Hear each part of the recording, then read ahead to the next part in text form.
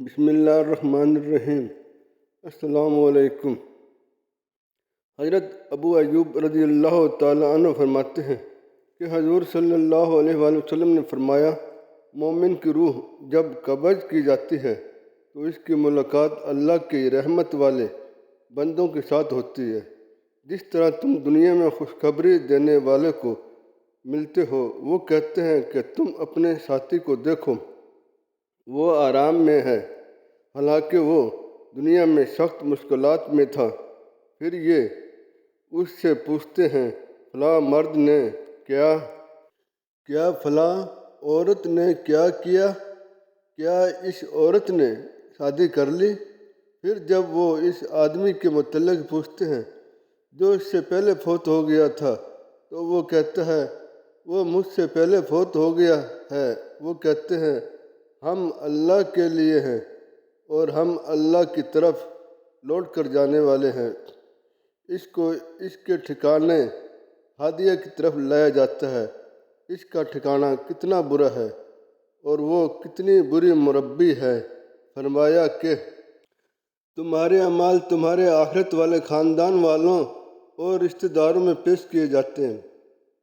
اگر بہتر اعمال ہوں تو خوش ہوتے ہیں اور خوشی مناتے ہیں اور کہتے ہیں، اے اللہ، یہ تیرا فضل اور رحمت ہے، اپنی نعمت ان پر مکمل کر۔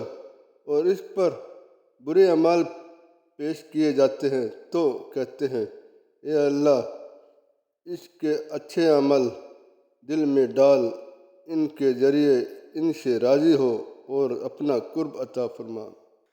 حضرت ابو امامہ رضی اللہ تعالیٰ عنہ فرماتے ہیں کہ حضور صلی اللہ علیہ وآلہ وسلم نے فرمایا، اے ابن آدم، جس نے میرے ولی کی اہانت کی، اس نے میرے ساتھ دشمنی ڈالی، تو ہرگز وہ کچھ نہیں پا سکے گا جو میرے پاس ہے، مگر یہ کہ تو وہ کام کرے جو میں نے تیرے اوپر فرض کیے ہیں۔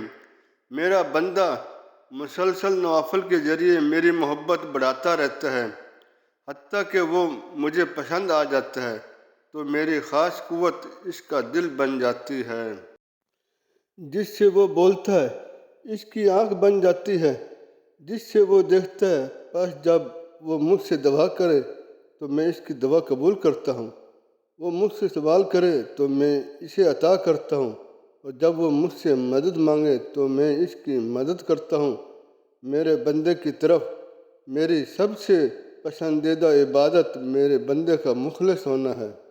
حضرت ابو امامہ رضی اللہ تعالیٰ عنہ فرماتے ہیں کہ حضور صلی اللہ علیہ وآلہ وسلم فرماتے ہیں، مسلمان کو پرہیزگاری کے بعد سب سے بہتر سے نیک بیوی دی گئی ہے۔